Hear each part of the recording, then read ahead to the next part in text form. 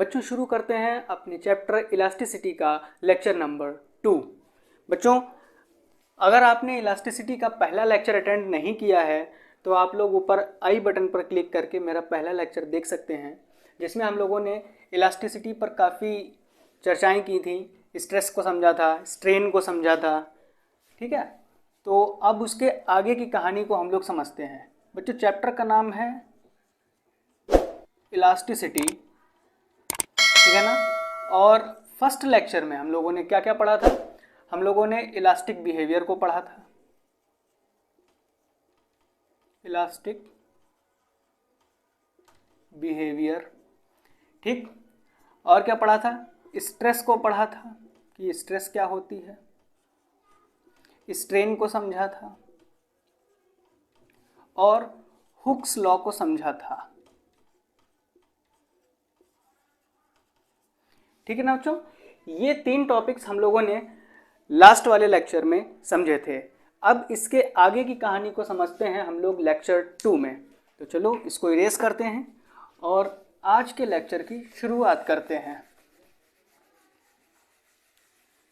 बच्चों आज जो हम लोग टॉपिक पढ़ने वाले हैं उस टॉपिक का नाम है इलास्टिक बिहेवियर,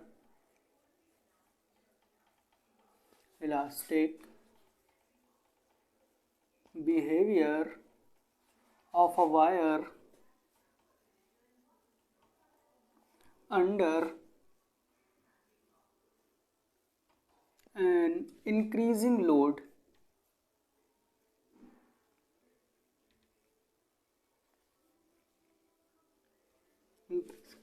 बच्चों आज हम लोग पढ़ेंगे elastic behaviour of a wire under an increasing load. बच्चों लास्ट लेक्चर में हम लोगों ने हुक्स लॉ में पढ़ा था कि जो स्ट्रेस होता है, क्या होता है बच्चों? स्ट्रेस वो स्ट्रेन के प्रोपोर्शनल होता है ना। तभी तो जब प्रोपोर्शनल का साइन हटाते हैं तो E is equal to stress upon strain लिखते हैं, है ना। लेकिन बच्चों ये जो रूल है जहाँ पर स्ट्रेस और स्ट्रेन एक दूसरे के प्रोपोर्शनल होते हैं, ये बहुत छोटे स्ट्रेन के लिए ही काम करता है, उसके आगे नहीं काम करता है। अब हम लोग इसके आगे की बात को थोड़ा सा समझते हैं। मान लेते हैं कि कोई एक स्टील का तार है, ठीक है ना बच्चों। मान लेते हैं कोई स्टील का तार है जिसमें एक हिस्सा जो है स्टील के तार का वो हमने किसी सॉलिड बेस से बांध दिया यहाँ पे, और एक हिस्सा जो नीचे के लिए आया उस पर हमने कुछ वेट लटका दिया। अब जब बच्चों वेट लटकाएंगे तो वायर में स्ट्रेन आएगा, है ना, स्ट्रेस आएगा, उसकी लंबाई में कुछ इंक्रीजमेंट हो जाएगा, है ना। तो आज हम लोग इस वायर में वेट लटकाने की वजह से स्ट्रेस और स्ट्रेन में एक ग्राफ ड्रॉ करेंगे, ठीक है ना। तो ग्राफ ड्रॉ करने के लिए सबसे पहले तो हम नीचे जो है यहाँ पर लिखते हैं स्ट्रेन, और ये है हमारी स्ट्रेस, ठीक है। अब क्या होगा, जैसे कि हुक्स लॉ में अभी हम लोगों ने बच्चों पढ़ा था कि स्ट्रेस और स्ट्रेन एक दूसरे के अनुक्रमानुपाती होती हैं, मतलब प्रोपोर्शनल होती हैं, ठीक है। तो माना कि जब स्टार्टिंग में हमने इस पर वेट बढ़ाया तो ये दोनों ही प्रोपोर्शनल रही, मतलब स्ट्रेस बढ़ा स्ट्रेन बढ़ा, स्ट्रेस बढ़ा स्ट्रेन बढ़ा। लेकिन एक पॉइंट के बाद क्या होगा, स्ट्रेस धीरे धीरे बढ़ेगा और स्ट्रेन एक साथ बढ़ जाएगा, वेट बढ़ाते चले गए, है ना। तो इसको भी सहन करने की एक लिमिट होगी, उसके आगे क्या होगा, स्ट्रेस हमारा नहीं बढ़ेगा ज़्यादा और स्ट्रेन एकदम से बढ़ेगा। तो ये कुछ इस तरीके से ग्राफ आ जाता है ऐसे, ठीक है ना।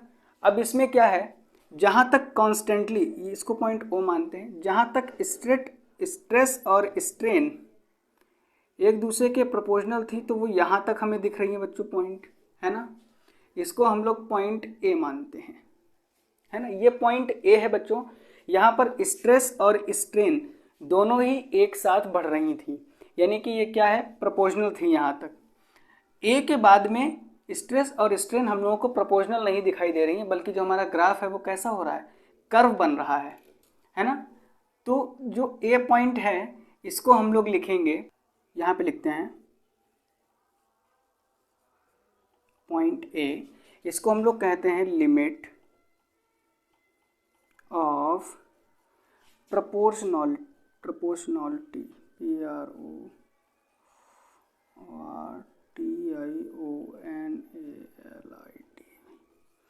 इसको लिमिट ऑफ प्रोपोर्शनलिटी कहेंगे। यहाँ के बाद पॉइंट ए के बाद स्ट्रेस और स्ट्रेन एक दूसरे के प्रोपोर्शनल नहीं रह जाते हैं, हम लोगों को ग्राफ में दिख ही रहा है। फिर वेट को थोड़ा सा और बढ़ाया, जब वेट को थोड़ा सा और बढ़ाया तो हम लोग देखेंगे कि हमें पॉइंट बी मिलता है यहाँ पे। यहाँ पे हम लोग अगर देखते हैं कि पॉइंट बी मिला है तो मैक्सिमम स्ट्रेस हम लोगों को दिखाई दे रहा है ना। यहाँ पर क्या है, हम लोगों को पॉइंट बी पर स्ट्रेस दिखाई दे रहा है कि मैक्सिमम स्ट्रेस हो रहा है ना। इस पॉइंट को हम लोग क्या कहेंगे, यहाँ पे लिखते हैं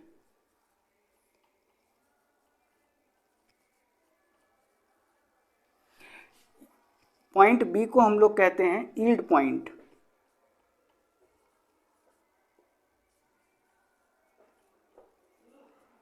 अब इसको यील्ड पॉइंट क्यों कहते हैं अभी बताते हैं बच्चों। देखिए यहाँ पर पॉइंट बी तक अगर हम लोग इंक्रीज करते हैं वेट को, तो यहाँ पर पॉइंट बी तक इंक्रीज करने के बाद अगर हम लोग वेट को हटा दें तो ये वापस अपनी पुरानी पोजीशन में आ जाता है।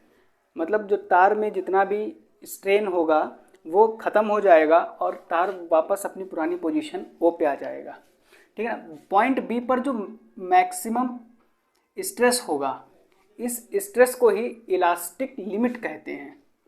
क्या कहेंगे इसको, इलास्टिक लिमिट, यहाँ पर लिखते हैं।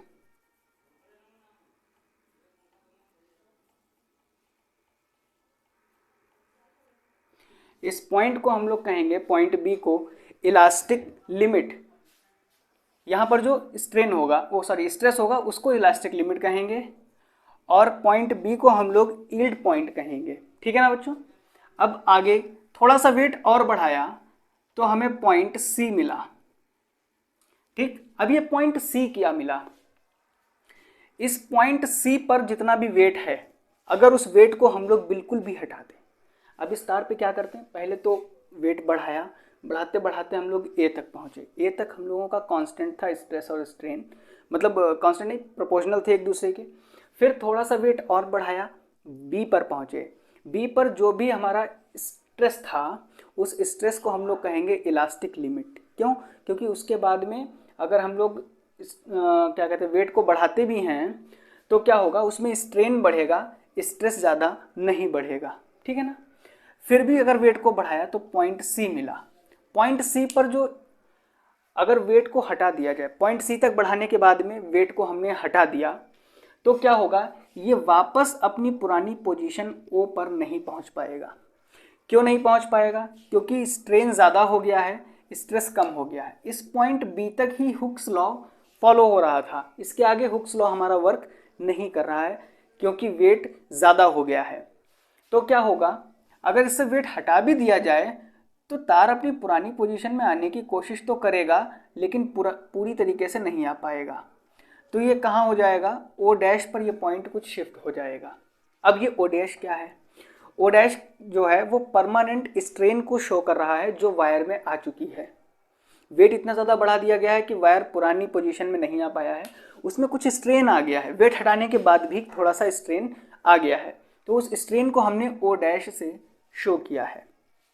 पॉइंट बी के बाद जो मेटल होती है वो डक्टाइल नेचर की हो जाती है, ठीक है। डक्टाइल नेचर का मतलब होता है उसमें तन्यता आ जाती है, हिंदी में कहें तो क्या आ जाती है, तन्यता आ जाती है।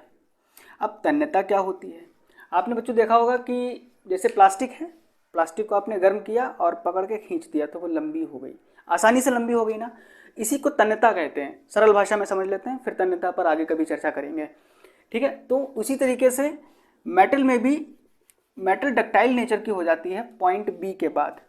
पॉइंट बी से आगे की तरफ जब डक्टाइल नेचर की हो जाती है तो उसकी लंबाई में बहुत जल्दी इंक्रीजमेंट होता है, मतलब थोड़ा सा वेट बढ़ाया और ज़्यादा से लंबाई बढ़ गई। तो हम लोग इसी पॉइंट को आगे बढ़ाते हैं। जब यहाँ पर वेट बढ़ाया तो हमें पॉइंट सी मिला था, फिर वेट बढ़ाया तो हमें यहाँ कहीं पर पॉइंट डी मिलेगा। ये पॉइंट डी, यहाँ पर जो स्ट्रेस होगा वो सबसे ज़्यादा होगा। आप देख रहे हैं बच्चों, यहाँ पर सबसे ज़्यादा स्ट्रेस मिलेगा हम लोगों को डी पर, और यहाँ पर तक यानी कि सी से और डी तक आते आते तार बहुत जल्दी पतला होना स्टार्ट कर देगा, क्योंकि वो डक्टाइल नेचर का हो गया है ना। तो जैसे ही उसको थोड़ा सा भी वेट मिलेगा, थोड़ा सा भी वेट उसमें इंक्रीज किया जाएगा तो वायर बहुत ही जल्दी पतला होने लगेगा। ठीक है, यहाँ पर क्या होगा, स्ट्रेस मैक्सिमम होगा। और इसके बाद में जब डी से आगे की तरफ बढ़ाया जाए, डी से और आगे की तरफ जब हम लोग वेट को बढ़ाते हैं तो पॉइंट ई तक आते आते, कहाँ तक आते आते, पॉइंट ई तक आते आते जो हमारा वायर है वो बीच से टूट जाता है। ठीक है, पॉइंट ई तक आते आते हमारा वायर बीच से टूट जाता है। बच्चों इतना पहले आप नोट कीजिए, फिर अभी आगे आपको बताते हैं। बच्चों आपने ये नोट कर लिया होगा। अब हम लोग बढ़ते हैं अपने अगले टॉपिक की तरफ, यंग मॉडुलस ऑफ इलास्टिसिटी। बच्चों यंग मॉडुलस भी इम्पॉर्टेंट टॉपिक है ना, उसको भी हम लोग अच्छे से पढ़ेंगे। नहीं समझ में आएगा तो हम लोग फिर से पढ़ेंगे, और तब तक पढ़ेंगे जब तक समझ में नहीं आएगा। अगला है हमारा topic Young's modulus of elasticity.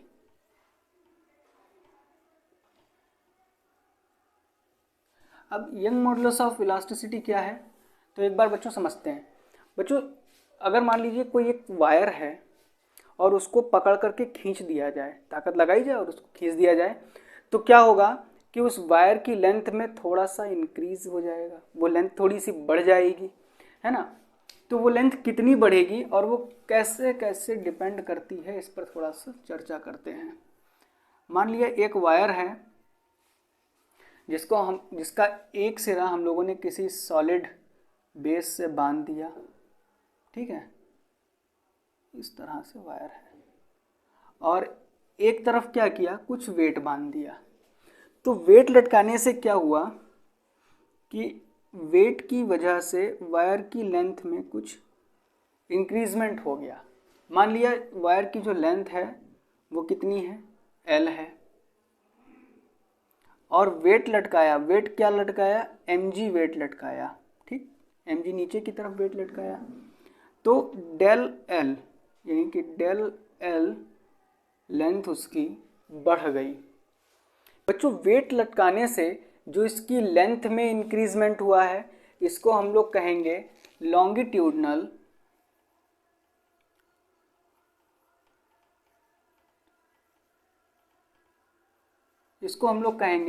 Longitudinal stress.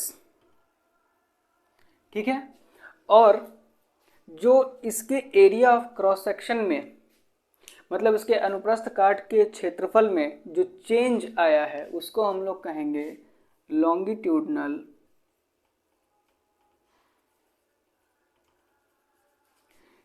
Strain. ठीक है ना बच्चों, तो ये दोनों वर्ड भी आप ध्यान रखेंगे, लॉन्गिट्यूडनल स्ट्रेस और लॉन्गिट्यूडनल स्ट्रेन। स्ट्रेस कब आएगा, जब वेट की वजह से इसकी लंबाई में जो डिफरेंस आया, यानी कि डेल एल, इसको हम लोग कहेंगे लॉन्गिट्यूडनल स्ट्रेस। और लॉन्गिट्यूडनल स्ट्रेन क्या है, जो इसके एरिया में डिफरेंस आ गया है ना, वेट लटकाने की वजह से इसके एरिया में जो चेंज आ गया है, उसको हम लोग कहेंगे लॉन्गिट्यूडनल स्ट्रेन। अब आगे की समझते हैं।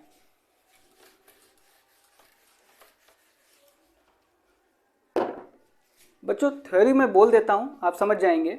ठीक है ना, क्या लिखेंगे इसकी थ्योरी में कि माना एक तार L है, ठीक है, जो कैसा है, गोल है। तो गोल होने की वजह से इसका एरिया क्या हो जाएगा, पाई आर स्क्वायर हो जाएगा।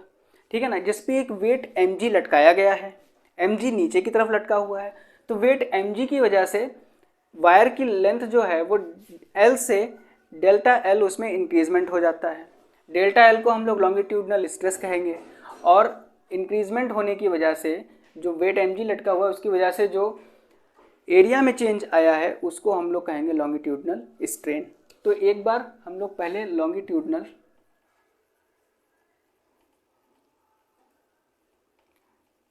स्ट्रेस देखते हैं। बच्चों लॉन्गिट्यूडनल स्ट्रेस कब आएगा? जो इसमें स्ट्रेस लग रहा है, ठीक है ना, mg की वजह से स्ट्रेस आएगा, ठीक है ना, और क्योंकि ये गोल है नीचे से, है ना, वृत्ताकार है, तो इसका क्या हो जाएगा, एरिया हो जाएगा पाई आर स्क्वायर। तो लॉन्गिट्यूडनल स्ट्रेस के लिए हम लोग क्या लिखेंगे, mg upon pi r square, ठीक। और लॉन्गिट्यूडनल स्ट्रेस तो हो गया। अब स्ट्रेन की बात करते हैं।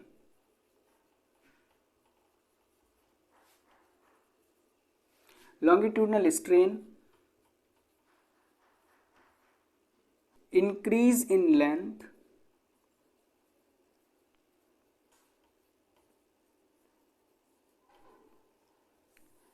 upon total length, sorry total length नहीं लिखेंगे, इनिशियल लेंथ।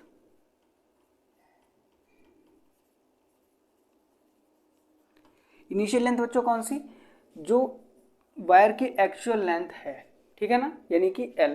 तो इसके लिए हम लोग क्या लिख देंगे, del L upon capital L, है ना, यही तो रखेंगे, ठीक है। लॉन्गिट्यूडनल स्ट्रेन, आप इसको एक मिनट नोट कीजिए बच्चों।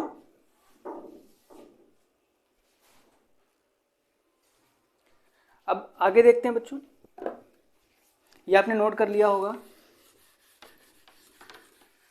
बच्चों आपको पता है इलास्टिसिटी के लिए हम लोग क्या लिखते हैं, स्ट्रेस अपॉन स्ट्रेन, ठीक है ना।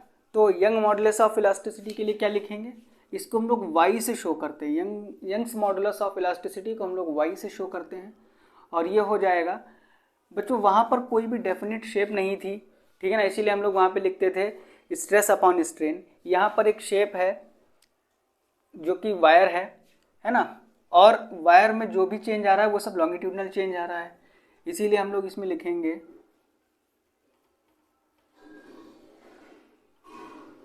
Longitudinal stress upon longitudinal